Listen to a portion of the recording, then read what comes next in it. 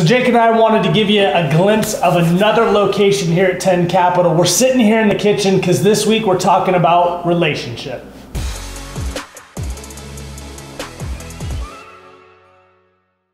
So one of the things we've heard for some time, continue to hear, is people saying, I don't feel heard. I don't even know if my person remembers I'm a client. I certainly don't know if I'm prepared to be able to retire. And so again, certainly fundamental blocks in some ways, but so much more than that. There's a relationship there that is lacking, that really is the glue that pulls things all together.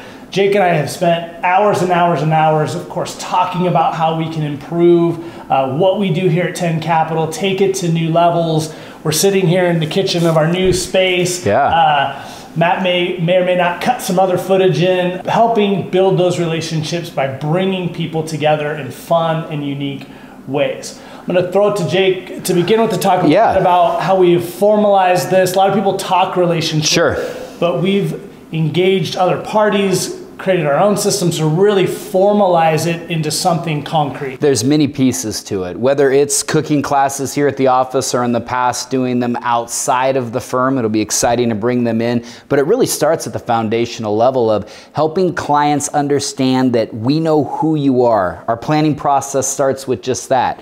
Who are you? What makes you tick? Before we get into what do you have for assets and eventually how we're going to allocate your portfolio, we will be better advisors the more that we get to not only engage clients through what I think are very unique processes and then continue to get to know them at things like cooking classes and lunch and learns. What do you see? I know one of the had it come up today.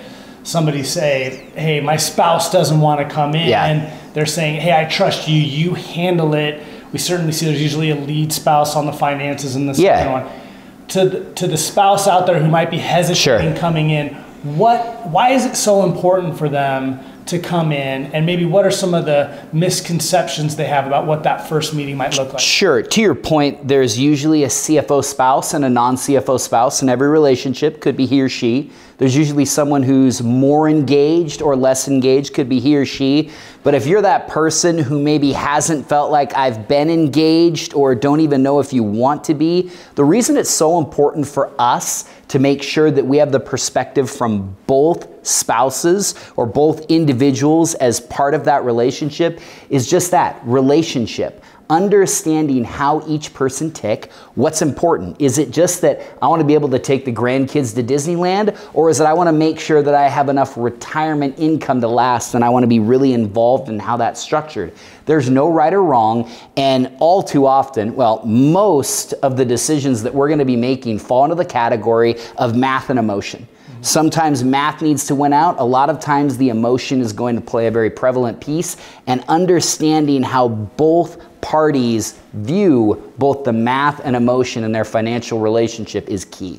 Well, and how do you pick between a whole bunch of good things? Absolutely. So a common thing that again comes up is like, well, I want to do fun stuff for my kids. I want to help them get a start to their career, leave a legacy, or pay off my mortgage, or retire early. I mean, all good things. How do you allocate between them? How do you them? If the dollar's got to go somewhere today, how do you have a framework for that decision? They're good problems, but they're still problems that we have to figure out. And the more that we know how each person view those and through what lens, the better advisors we can be. So we'll talk about purpose, plan, portfolio. Last week we talked about portfolio. It's coming to you again next week. But what we've really been talking about is that purpose.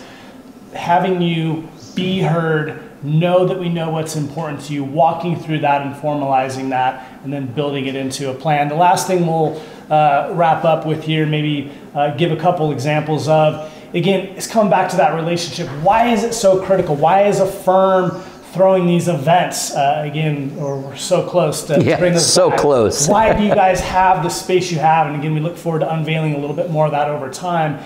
It comes back to getting together outside of those quarterly review sessions, getting to know people. And so, you know, one of two things happen, whether it's really good news or really tough news. You know, hopefully we've earned the right to be one of the first people you're going to call. Hopefully we've also earned the right, and you need someone in your life that might have to give you a piece of advice or walk you through a really tough trade-off that you really don't want to have to confront, or something you don't want to hear. And is that trust built to a level where that can happen? I know for some of you, like, well, I don't live in Spokane. How does that happen? I think the big thing I'd say to that is you're working with people who that's where our heart is. I think that's what's as critical as much as the cooking classes. That's our mindset when it comes to relating to our clients is how do we get to know you best?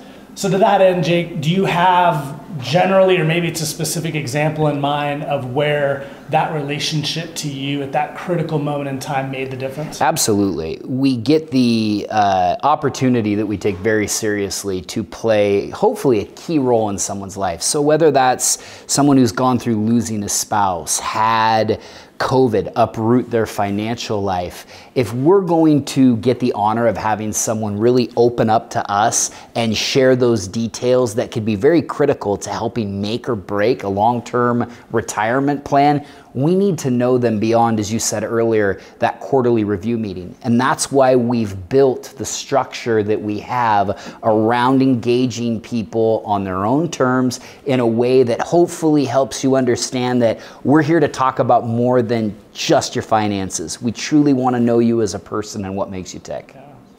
So if nothing else, here we are. We're putting our money, our time, our efforts where our mouth is to, again, build a special home for all of you, do special work to, again, empower those goals, those dreams, and overcome those fears that are so much a part of the financial process.